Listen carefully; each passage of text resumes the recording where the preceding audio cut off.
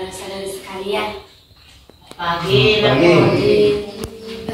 Sebelum kita memulai katekesi kita pada pagi hari ini, perkenalkan nama saya Santa Yumi Tambah, saya semester 5 dan sekarang di Brastagi. Perkenalkan nama saya Usman Ginting, saya semester 5 dan akan melakukan katekesi cinta damai. Baik. Sebelum kita memulai katekesi kita ini, alangkah baiknya kita bernyanyi terlebih dahulu. Dan buka puji syukur kita 1031. Cinta kasih Tuhan 1, 2, 3 ya. Cinta kasih Tuhan dasar persatuan kita, marilah kawan kita sambungkan dalam keluarga Allah. Baik, sebelum kita memasuki katekesi kita, mari kita bersatu di dalam doa. Dalam nama Bapa dan Putra dan Roh Kudus. Amin. Allah Bapa Tritunggal Maha Kudus, terima kasih Tuhan buat berkat penyertaan hingga pada pagi hari ini. Tuhan, kami akan melaksanakan katekesi kami. Kiranya katekesi singkat ini dapat kami terapkan dalam kehidupan kami dan menjadi firman Allah bagi kehidupan kami. Ini dua permohonan kami Tuhan dengan nama Kristus Tuhan kami. Amin. Dalam nama Bapa, Putra dan Roh Kudus. Amin. Selamat pagi buat kita semua. Selamat pagi. Dalam katekesi hari ini kita akan membahas tentang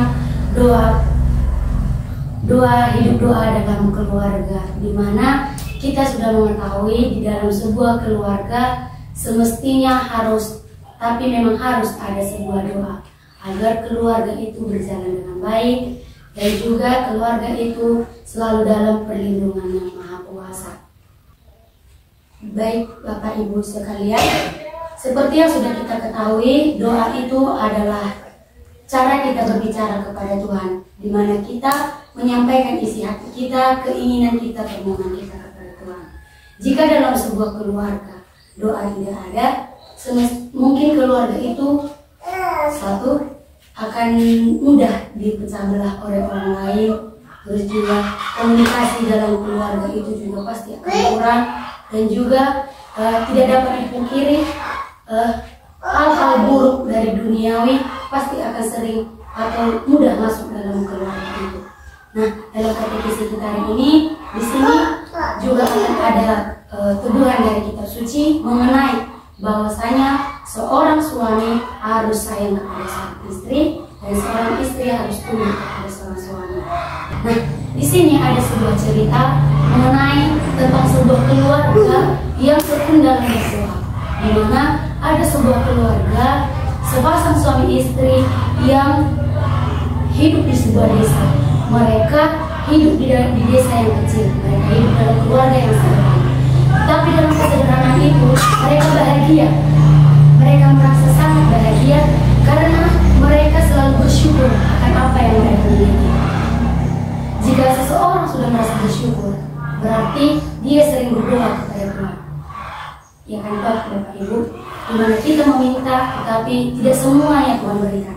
Sedikit saja Tuhan berikan dari doa kita itu, kita sudah merasa bersyukur. Nah, itulah yang dialami oleh sepasang suami istri. Terus suatu ketika suami istri ini meminta kepada Tuhan agar dia diberikan dikaruniakan seorang anak, dan Tuhan memberikan mengaruniakan kepada mereka seorang anak.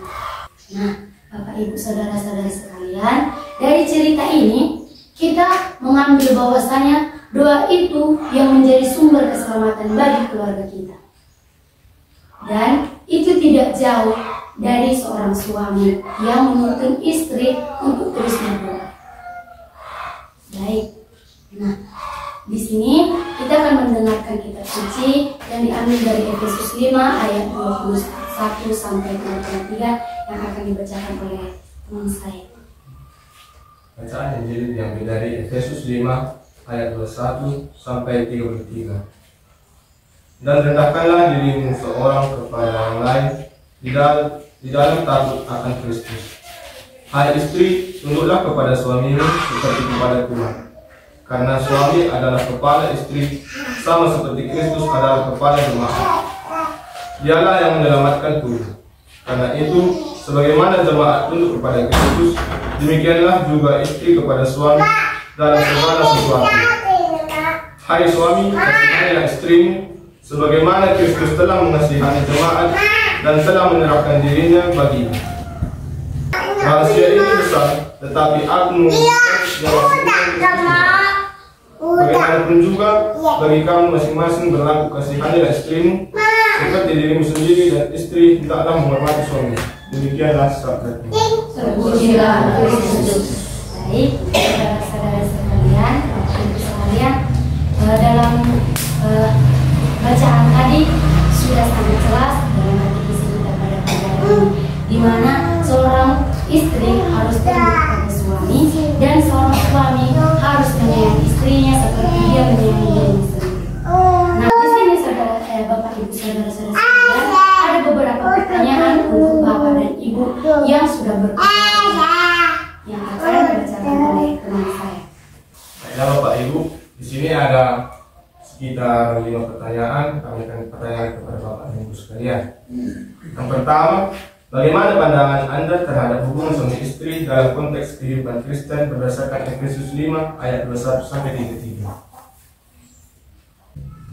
Saya coba bahwa menurut pandangan saya, menurut kitab suci, suami dan istri, pertama istri harus tunduk pada suami. Artinya tunduk, menurut saya mengikuti dengan perbandingan apa yang baik bagi suami. Lalu suami harus menyayangi istri. Nah, karena kalau dengan kasih sayang maka keluarga akan semakin rukun, begitu menurut saya.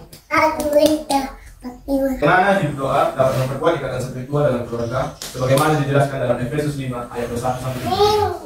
Saya sudah mencoba menjawab. Menurut pengalaman keluarga saya juga, doa itu suatu kekuatan, suatu sumber kehidupan dalam keluarga bagi saya. Nah, sebenarnya menurut saya suci tadi kan suami yang membawa doa dalam keluarga.